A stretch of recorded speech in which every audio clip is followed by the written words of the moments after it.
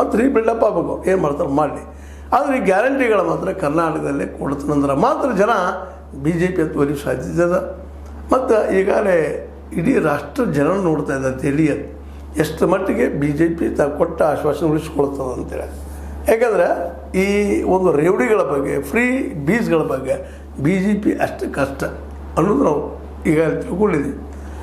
ರೇವಡಿಗಳನ್ನು ಕೊಡಲಾರ್ದ, ಗ್ಯಾರಂಟಿಗಳನ್ನು ಕೊಡಲಾರ್ದ ನಮ್ಮ B J P ಎಲ್ಲ ರಾಜ್ಯ ಮತ್ತು ಕೇಂದ್ರ ಸರ್ಕಾರಗಳು ಬಿ ಜೆ ಪಿ ತಿಂತವು ಸಾಲದ ಮಡುವಿನಲ್ಲಿದ್ದಾವೆ. ಇನ್ನು ಗ್ಯಾರಂಟಿ ಕೊಡ್ತಾ ಹೋದ್ರೆ ಇನ್ನೂ ಯಾವ ಹಂತಕ್ಕೆ ಬರ್ಬೋದು?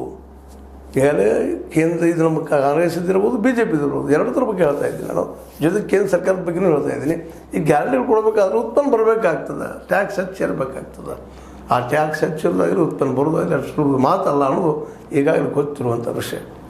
ಅದೇನೂ ಇರಲಿ, ಇನ್ನು ಮೊದಲ ಮುಂಬರುವ ಇಲೆಕ್ಷನ್ದೆಲ್ಲ ಈಗಾಗಲೇ ಗ್ಯಾರಂಟಿ ಕೊಟ್ಟಿರುವಂಥ ನಮ್ಮ ಸಿದ್ದರಾಮಯ್ಯ ಸರ್ಕಾರ ನಾವು ಮುಂದಿರ್ತೀವಿ. ನಾನು ಮುಂದಿನ 5 ವರ್ಷ ಅಂದರೆ ಈ ಇಯರ್ ಕಂಪ್ಲೀಟ್ ಆಗೋ ತನಕ ಈ ಸಲದ ನಾನು ಮುಖ್ಯಮಂತ್ರಿಗಳಂತ ಮಾತು ಹೇಳೋ ಮೂಲಕ ಡಿ ಕೆ ಶಿ ಅವ್ರಿಗಾಯ್ತು, ವಿರೋಧ ಪಕ್ಷಗಳಿಗಾಯ್ತು, ಅನಗತ್ಯ ಚರ್ಚೆ ಬಿಡ್ರಿ, ನೀವು ಮುಡಾ ತೊಗೊಂಬರ್ರಿ, ಮತ್ತೇನು ತೊಗೊಂಬರ್ರಿ, ಅದನ್ನು ಉಳ್ಕೊಳ್ತೀನಿ ಹೇಗಾದರೂ ಮಾಡಿ ಅನ್ನುವಂಥ ಭರವಸೆಯನ್ನು ಕೊಟ್ಟಿದ್ದಾರೆ. ಅದೇನಿರಲಿ, ಇದು ಈಗಿದ್ದಂಥ ಸ್ಥಿತಿ, ಸ್ಟೇಟಸ್ ಅಂತೀವಲ್ಲ ನಾವು, ಅಪ್ಡೇಟ್ ಹಿಂಗದ.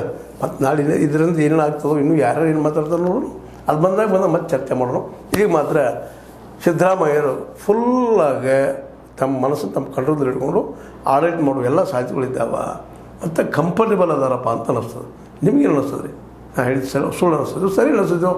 ಸುಳ್ಳು ಅಂದ್ರೆ ಖರೆ ಅಂದ್ರೆ ಖರೆ ಅಲ್ರಿ. ಲೈಕರೆ ಮಾಡಿರಿ, ಡಿಸ್ಲೈಕರೆ ಮಾಡಿರಿ, ಒಟ್ಟು ಏನಾದರೂ ಮಾಡ್ತಾಯಿರಿ, ನೋಡ್ತಾಯಿರಿ, ಸಬ್ಸ್ಕ್ರೈಬ್ ಮಾಡ್ತಾಯಿರಿ, ಶೇರ್ ಮಾಡ್ತಾಯಿರಿ ಅಂತ ಹೇಳ್ತಾ H60 ನ್ಯೂಸ್ ಅರ್ಥಾತ್ ಜೈ ಸೀತಾರಾಮ್, ಇದು ಸತ್ಯದ ಕೈಗರಡಿ ವಂದನೆಗಳು.